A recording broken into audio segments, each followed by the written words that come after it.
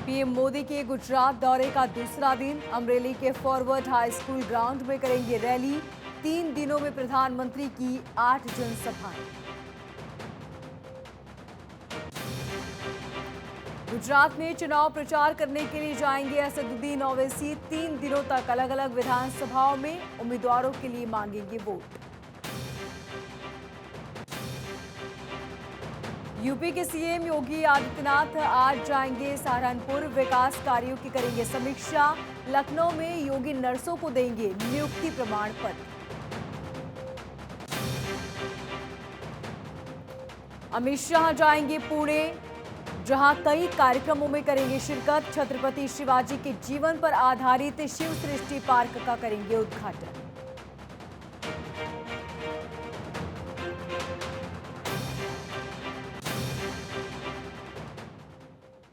नमस्कार, मैं हूं मोनिका जायसवाल और आप देख रहे हैं भारत 24 बुलेटिन की शुरुआत इस वक्त की बड़ी खबर के साथ करेंगे, जहां पर ईरान के इलाम में लोगों और सुरक्षा बलों के बीच झड़प हो गई। प्रदर्शनकारियों ने आग लगाई, सुरक्षा बलों ने प्रदर्शनकारियों पर गोलीबारी की और साथ ही आंसू गैस के गोले भी दागे गए। वहीं पश्चिम अजरबैजान में भी नागरिकों ने सड़कों पर उतरकर शासन विरोधी नारे लगाए। कुर्दिस्तान में भी प्रदर्शन किया गया। ये बड़ी जानकारी अब तक पहुंचा रहे हैं और ये तस्वीरें आप देख रहे हैं, प्रदर्शनकारियों की तस्वीरें, जहां पर सुरक्षा बलों और प्रदर्शनकारियों में हिंसक झड़प हुई और इसके बाद उन्हें रोकने के लिए आंसू गैस के गोले भी दागे गए। देखिए किस तरह प्रदर्शनकारी सड़कों पर उतर आए और उन्होंने सरकार के खिलाफ जमकर नारेबाजी की।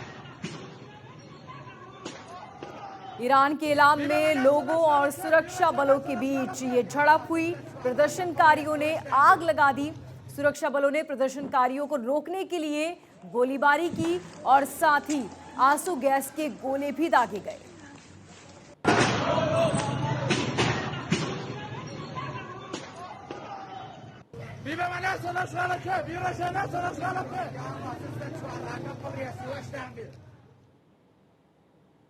तो वहीं सीरिया और इराक में वाईपीजी और पीकेके ठिकानों पर हमला हुआ। टर्की की वायुसेना फिर से शुरू किया हमला। इस हमले में तुर्की की वायुसेना ने पहले भी हमले किए थे। तुर्की की वायुसेना ने रात में बमबारी की। तुर्की की बमबारी अब भी जारी है। सीरिया के कोबोन और साथ ही कई शहरों पर हमला हुआ। कुर्द सेना कोबानी और डेरी के साथ ही कई जगहों पर हवाई हमला किया गया। ये तस्वीरें आप देख रहे हैं हमले की, ये सैटेलाइट तस्वीरें, जिसमें साफ नजर आ रहा है कि किस तरह ये भीषण हमला हुआ। सीरिया और इराक में वाईपीजी और पीकेके ठिकानों पर हमला हुआ। टर्की की वायुसेना ने फिर से हमला शुरू कर दिया। इसी के साथ टर्की की वायुसेना ने पहले भी हमले किए थे। टर्की की वायुसेना ने रात में बमबारी की और अब भी ये बमबारी जारी है।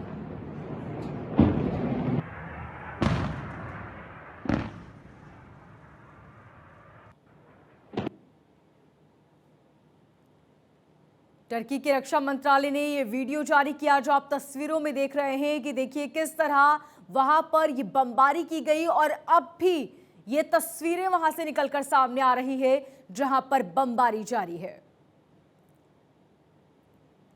टर्की की वायुसेना ने स्ट्राइक कर ये वीडियो जारी किया है।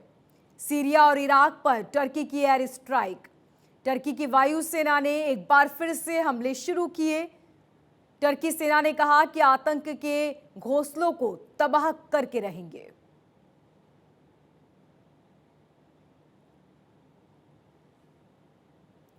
टर्की की वायुसेना ने स्ट्राइक का वीडियो जारी किया, कहा कि आतंक के घोंसले को तबाह किया है।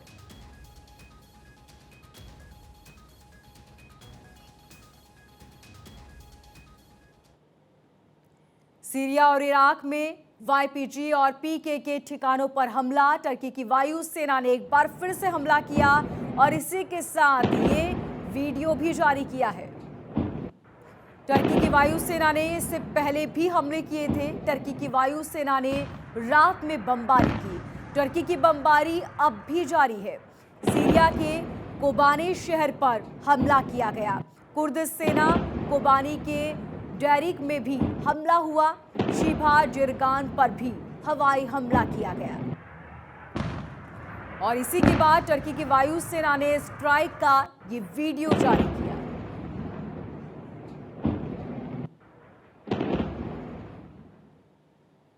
सीरिया के एसडीएफ जनरल कमांडर मजलूम ने भी कहा है कि हमारे सुरक्षित क्षेत्रों पर बमबारी से पूरे क्षेत्र को खतरा है। ये बमबारी किसी पार्टी के पक्ष में नहीं, हम हर संभव कोशिश कर रहे हैं कि कोई बड़ी तबाही न हो, लेकिन अगर युद्ध छिड़ता है तो इसके परिणाम से हर कोई प्रभावित होगा। हमले हमारे क्षेत्रों तक सीमित नहीं होंगे जो अब आक्रामक बर्बर बमबारी का शिकार हो रहे हैं। हम अपने परिवारों से अपने घरों में रहने और सुरक्षा बलों के निर्देशों का पालन करने का आह्वान करते हैं। मजलूम ने यह बयान जारी किया। उन्होंने कहा कि बमबारी किसी पार्टी के पक्ष में नहीं, युद्ध छिड़ा तो सब पर उसका असर होगा, कोई अछूता नहीं रहेगा। इसी के साथ उन्होंने कहा कि हम हमारे घरों के परिवारों के लोगों से यह अपील करते हैं कि वो सुरक्षा बलों के जो निर्देश हैं उनका पालन करें, अपने घरों में रहें, सुरक्षित रहें। इसके साथ ही उन्होंने कहा कि हमले हमारे क्षेत्रों तक सीमित नहीं होंगे जो अब आक्रामक बर्बर बमबारी का शिकार हो रहे हैं।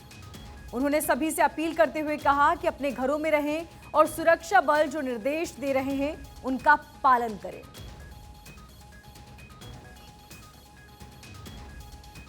मजलूम का कहना है कि हमारे सुरक्षित क्षेत्रों पर बमबारी से पूरे क्षेत्र को खतरा।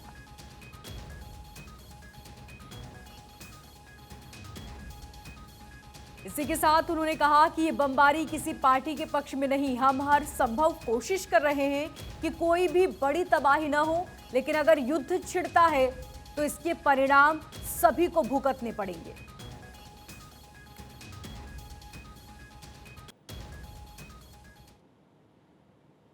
तो वहीं प्रधानमंत्री मोदी गुजरात दौरे पर हैं और आज उनके दौरे का दूसरा दिन है।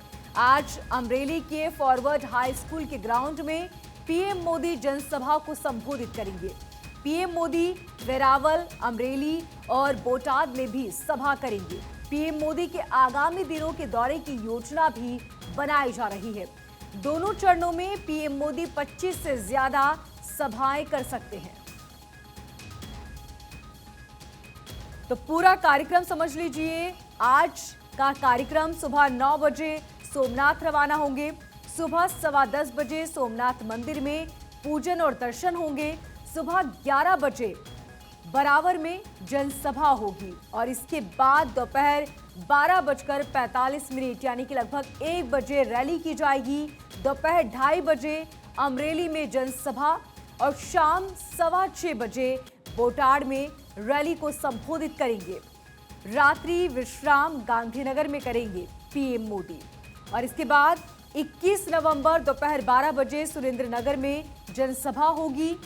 शाम 4 बजे नवसारी में चुनावी सभा को संबोधित करेंगे।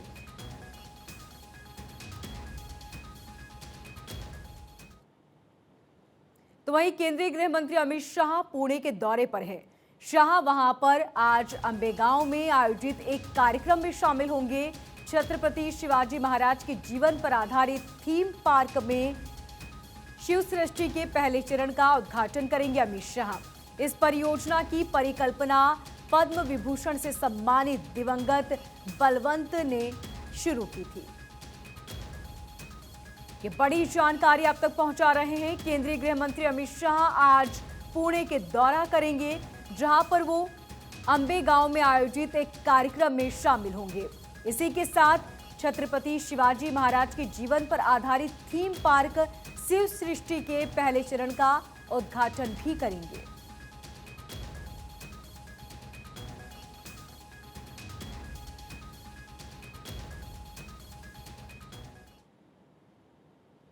तो वहीं आज कर्नाटक के दौरे पर रहेंगे बीजेपी अध्यक्ष जेपी नड्डा। नव शक्ति समावेश कार्यक्रम में शामिल होंगे नड्डा। इसी के साथ बेल्लारी के जी स्क्वायर लेआउट में कार्यक्रम होगा। ये बड़ी जानकारी अब तक पहुंचा रहे हैं। आज कर्नाटक दौरे पर बीजेपी अध्यक्ष जेपी नड्डा होंगे, जहां वो नव शक्ति समावेश कार्यक्रम में शिरकत करेंगे। और इसी के साथ बीजेपी उम्मीदवार के पक्ष में वोट की अपील भी की जाएगी।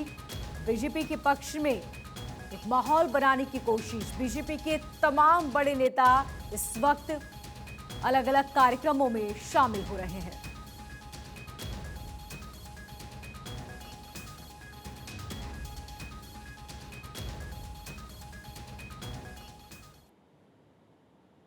तो वहीं राजस्थान के सीएम अशोक गहलोत गुजरात के 3 दिनों के दौरे पर हैं। गहलोत कल अहमदाबाद पहुंचे थे और आज वो राजकोट जाएंगे, जहां वे स्थानीय नेताओं से मुलाकात करेंगे। ये बड़ी जानकारी अब तक पहुंचा रहे हैं। कांग्रेस के दिग्गज नेता और राजस्थान के सीएम अशोक गहलोत गुजरात के 3 दिनों के दौरे पर हैं।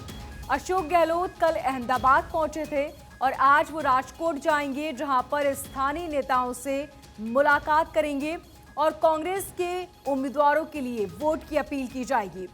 पूरा कार्यक्रम 20 नवंबर यानी कि आज स्थानीय नेताओं से अशोक गहलोत मुलाकात करेंगे।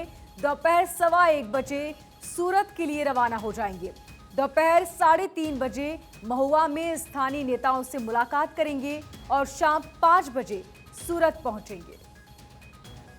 इसके बाद आज सूरत में ही रात्रि विश्राम भी करेंगे अशोक गहलोत। राहुल गांधी के साथ जनसभा 21 नवंबर को होगी। शाम 4:15 बजे सूरत से राजकोट के लिए अशोक गहलोत रवाना हो जाएंगे। शाम 5 बजे राजकोट पहुंचेंगे अशोक गहलोत और 21 नवंबर को यानी कि कल राजकोट में रात्रि विश्राम होगा।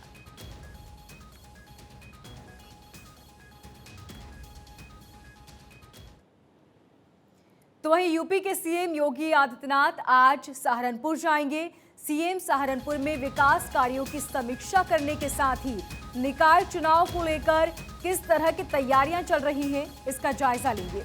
उससे पहले सीएम योगी लखनऊ में नर्सों को नियुक्ति पत्र भी देंगे। ये बड़ी जानकारी अब तक पहुंचा रहे हैं। यूपी के सीएम योगी आदित्यनाथ का ये पूरा कार्यक्रम, जहां सहारनपुर में जाएंगे और साथ ही नियुक्ति पत्र दिए जाएंगे। सुबह 11 बजे नर्सों को नियुक्ति पत्र देंगे योगी आदित्यनाथ।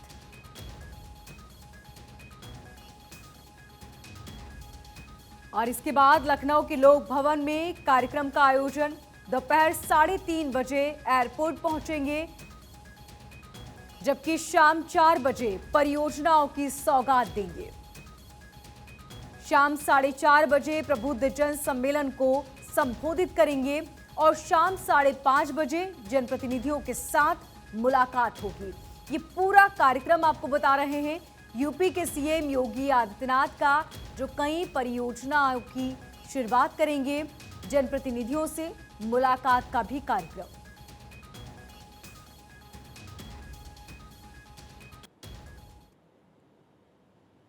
तो वहीं एमसीडी चुनाव को लेकर बीजेपी ने मेगा अभियान शुरू कर दिया है। बीजेपी एमसीडी चुनाव में कोई कोर कसर नहीं छोड़ना चाहती, लिहाजा अपने राष्ट्रीय नेताओं की टीम को प्रचार में लगा दिया है।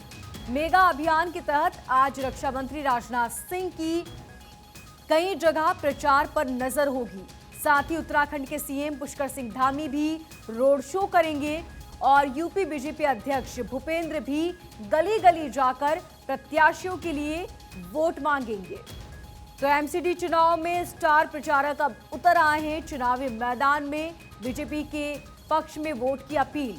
जेपी नड्डा का कार्यक्रम शाम 5 बजे बदरपुर में रोड शो होगा। राजनाथ सिंह, जिनका कार्यक्रम शाम 5 बजे उत्तम नगर और विकासपुरी में प्रचार करेंगे।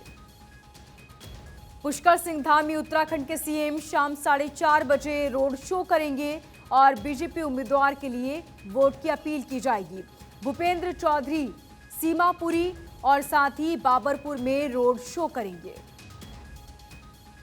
रोहतास में भी रोड शो किया जाएगा। जेपी नड्डा शाम 5 बजे बदरपुर में रोड शो करेंगे।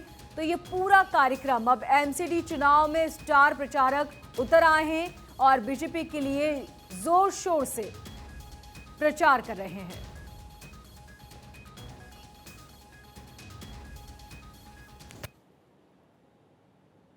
और आइए अब शुरुआत करते हैं भारत सुपरफास्ट की। 3 दिन के गुजरात दौरे पर पीएम मोदी 72 घंटे में 8 गेम चेंजर जनसभाएं करेंगे। सोमनाथ में 11 बजे विजय संकल्प सम्मेलन में होंगे शामिल। गुजरात में पीएम मोदी ने बीजेपी के चुनाव प्रचार की कमान संभाली। आज अमरेली में भी ताबड़तोड़ रैली। गुजरात की वापी में पीएम मोदी ने किया रोड शो। 13 साल की लड़की ने पेंटिंग भेंट की। दिल्ली सीएम अरविंद केजरीवाल आज से 3 दिन के गुजरात दौरे पर। हलोल में करेंगे रोड शो। 21 को अमरेली में रोड शो तो 22 को जनसभा को करेंगे संबोधित। गुजरात दौरे पर अमित शाह कई जनसभाओं को करेंगे संबोधित। शाह की तापी और डोडियापाड़ा में जनसभाएं। अमित शाह पुणे में आयोजित एक कार्यक्रम में शिरकत करेंगे। छत्रपति शिवाजी महाराज के जीवन पर आधारित थीम पार्क शिव सृष्टि के पहले चरण का उद्घाटन करेंगे। गुजरात चुनाव को लेकर अगली 21 तारीख को राहुल गांधी राजकोट में शास्त्री मैदान में जनसभा को करेंगे संबोधित। 21 नवंबर तक गुजरात दौरे पर सीएम अशोक गहलोत चुनावी जनसभाओं को रफ्तार देंगे। आज जाएंगे सूरत। निकाय चुनाव को लेकर सीएम योगी का सहारनपुर दौरा। विकास कार्यों की करेंगे समीक्षा। लखनऊ में आज नियुक्ति पत्र बांटेंगे सीएम योगी। चयनित नर्स को सुबह 11 बजे नियुक्ति पत्र देंगे। लोक भवन के सभागार में होगा कार्यक्रम। यूपी लोकसभा उपचुनाव के लिए डिंपल यादव के समर्थन में अखिलेश यादव करेंगे कार्यकर्ता सम्मेलन। भोगांव में राम गोपाल यादव भी मौजूद रहेंगे। यूपी में समाजवादी पार्टी कार्यकर्ता सम्मेलन में पूर्व एसपी सांसद धर्मेंद्र यादव भावुक हो पड़े। नेताजी मुलायम सिंह यादव को याद किया। आज कर्नाटक दौरे पर रहेंगे बीजेपी अध्यक्ष जेपी नड्डा। नवशक्ति समावेश कार्यक्रम में होंगे शामिल। एमसीडी चुनाव को लेकर दिल्ली की 14 जगहों पर बीजेपी का संकल्प रोड शो। निगम चुनाव में 3 राज्यों के मुख्यमंत्री करेंगे रोड शो। दिल्ली में एमसीडी चुनाव में बीजेपी का मेगा अभियान। उत्तराखंड के सीएम पुष्कर सिंह धामी आज रोड शो करेंगे। एमसीडी चुनाव को लेकर बीजेपी ने कमर कसी। रक्षा मंत्री राजनाथ सिंह दिल्ली के उत्तर नगर और विकासपुरी में तो वहीं जेपी नड्डा बदरपुर में रोड शो करेंगे। एमसीडी चुनाव को लेकर बीजेपी का धुआंधार प्रचार। बीजेपी प्रदेश अध्यक्ष भूपेंद्र दिल्ली के सीमापुरी और बाबरपुर में रोड शो करेंगे।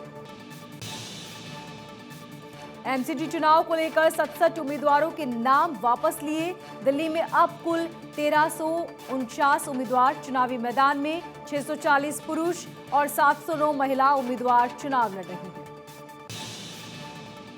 शराब की दुकानों को लेकर पुडुचेरी के मुख्यमंत्री का बयान। कहा, शराब का निजीकरण करने से सरकार को फायदा।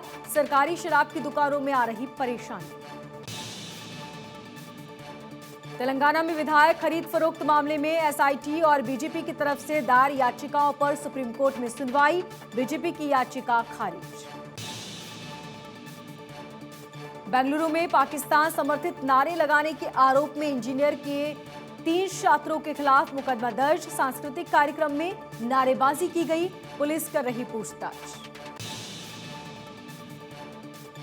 कथित विभीषण वाले बयान पर बोले बीजेपी प्रदेश अध्यक्ष बीडी शर्मा। कहा, सब भगवान राम के भक्त हैं और भगवान राम के भक्त होने के नाते से ही उन्होंने कुछ ऐसा कहा होगा। एमपी में सरकार ने 11 लाख सरकारी नौकरियां देने का वादा किया। अगले 1 साल में दी जाएगी नौकरियां। सरकार के वादे पर विपक्ष ने इसे चुनावी मुद्दा बनाकर सवाल खड़े कर दिए। महाराष्ट्र के राज्यपाल भगत सिंह कोश्यारी का विवादित बयान। कहा, छत्रपति शिवाजी महाराज तो पुराने आदर्श हो गए। मुंबई में टूटेगा कार्निक रेलवे ब्रिज, 27 घंटे का मेगा ब्लॉक, लाखों यात्रियों पर पड़ेगा असर। गुजरात हाईकोर्ट के वकील ने जज के तबादले का विरोध किया। विरोध में रोका गया हाईकोर्ट का काम। उत्तरी कश्मीर में जिंदा ग्रेनेड मिलने से हड़कंप, सड़क पर जिंदा ग्रेनेड मिला, इलाके में सनसनी, पुलिस कर रही मामले की जांच। श्रद्धा की पूर्व मैनेजर करण से आज होगी पूछताछ, दिल्ली पुलिस क्राइम ब्रांच पूछताछ करेगी। श्रद्धा मर्डर केस में आरोपी का सीसीटीवी फुटेज सामने आया। भारत 24 के साथ लगा आरोपी का सीसीटीवी फुटेज, 18 अक्टूबर 2022 का बताया जा रहा वीडियो। श्रद्धा के सहयोगी के भाई ने दिल्ली पुलिस के सामने दर्ज कराया बयान, 6 घंटे तक बयान दर्ज कराया। श्रद्धा ने अपने बॉस से मदद मांगी।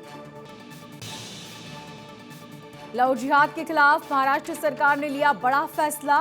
राज्य में लव जिहाद या धर्म विशेष के परिवार के साथ शादी करके गई लड़कियों को खोजने का आदेश महिला आयोग ने निर्देश दिए।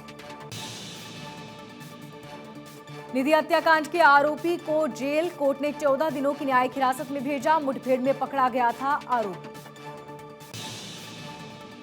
ड्रग्स ओवरडोज के चलते आतंकी हरविंदर की मौत, आईएसआई ने भारत से पाकिस्तान किया था शिफ्ट। पुलिस ने अंडरवर्ल्ड डॉन छोटा शकील के साले आरिफ को गिरफ्तार किया। 2 स्टेट एजेंटों के साथ मिलकर एक फिल्म निर्माता को ठगने का आरोप। गुजरात के सूरत में बीजेपी और आम आदमी पार्टी कार्यकर्ताओं के बीच जमकर हुई पत्थरबाजी। किरण चौक इलाके में आप की जनसभा के बीच हंगामा। कर्नाटक के मंगलुरु में रहस्यमय धमाका, ऑटो रिक्शा में ब्लास्ट से हड़कंप, ऑटो सवार यात्री और ड्राइवर झुलसे। मंगलुरु में ऑटो के अंदर मिला टूटा हुआ कुकर, पुलिस और फॉरेंसिक टीम जांच में जुटी, हाई अलर्ट जारी। पटना में कबाड़ी की दुकान में शॉर्ट सर्किट की वजह से आग लगी, आग की वजह से दुकान जलकर राख। यूपी के मिर्जापुर में एलपीजी ऑटो में आग लगी, बाल बाल बची ड्राइवर की जान, काफी मशक्कत के बाद आग पर काबू पाया गया। नवी मुंबई की तरफ से आने वाली एक कार में आग लगी, वाशी टोल नाके पर 1 घंटे के बीच 2 कारों में आग। पूर्वी दिल्ली के पार्किंग में खड़ी गाड़ियों में भीषण आग लगी, अज्ञात आरोपियों ने बाइक में लगाई आग, आग से 9 गाड़ियां जलकर राख। गाजियाबाद में चलते ट्रक में अचानक भीषण आग लग गई, ट्रक ड्राइवर ने कूदकर अपनी जान बचाई। नोएडा पुलिस ने थाना एक्सप्रेसवे पर चेकिंग के बीच मुठभेड़ में नदीम नाम के बदमाश के पैर में गोली मारी, नदीम को पुलिस ने गिरफ्तार कर लिया। भोपाल में गुजरात के चिकित्सा शिक्षा मंत्री विश्वास सारंग की कार का एक्सीडेंट, बाल बाल बचे विश्वास सारंग। दिल्ली एम्स में अब इलाज कराना आसान होगा, यूपी और बिहार से आने वाले मरीजों को परेशानी अब नहीं होगी, मरीजों की पर्ची आयुष्मान भारत हेल्थ अकाउंट में बनेगी। एम्स में 21 नवंबर से बतौर पायलट प्रोजेक्ट शुरू होगी सेवा, राजकुमारी अमृत कौर ओपीडी से शुरू होगी सेवा, सफल होने पर 1 जनवरी 2023 से शुरू होगा काम। उत्तर प्रदेश के deputy CM Brajesh Pathak UP ACS Navneet के साथ खेला बैडमिंटन मैच, लखनऊ में 34वीं सन जूनियर नेशनल बैडमिंटन चैंपियनशिप का चल रहा आयोजन। जम्मू कश्मीर में बर्फबारी से पर्यटकों में उत्साह, दूर दूर से बर्फबारी का मजा लेने पहुंच रहे सैलानी। भारत न्यूजीलैंड के बीच आज खेला जाएगा दूसरा T20 मुकाबला, माउंट में मुकाबले के लिए तीनों टीमें तैयार, पहला मुकाबला बारिश की वजह से रद्द हुआ था। फीफा 2022 का एलन मस्क का बड़ा ऐलान, ट्वीट कर दिखाया जाएगा वर्ल्ड कप का पहला मैच। फीफा वर्ल्ड कप 2022 के लिए अलकायदा का फतवा, फीफा वर्ल्ड कप से मुसलमानों को दूर रहने को कहा, साथ ही कहा कि मुस्लिम देशों को इससे खराब होता है ना। टर्की वायुसेना ने रात में इराक और सीरिया के कई ठिकानों पर बमबारी की। इसका वीडियो भी जारी किया। सीरिया के एसडीएफ जनरल कमांडर मजलूम ने कहा है कि हमारे सुरक्षित क्षेत्रों पर बमबारी से पूरे क्षेत्र को खतरा। बमबारी किसी पार्टी के पक्ष में नहीं, युद्ध हुआ तो सभी इसकी जद में आए। ईरान के इलाम में लोगों और सिक्योरिटी गार्ड के बीच हमला हुआ। सिक्योरिटी ने प्रदर्शनकारियों पर आंसू गैस और के गोले छोड़े, साथ ही बमबारी भी की। ईरान में प्रदर्शनकारियों के प्रोजेक्ट का 65वां दिन, पूर्व प्रमुख ने मूर्ति पर आग लगाई। सीरिया और इराक में वाईपीजी और पीकेके ठिकानों पर टर्की की वायुसेना का हमला। टर्की ने ये दूसरी बार हमला किया।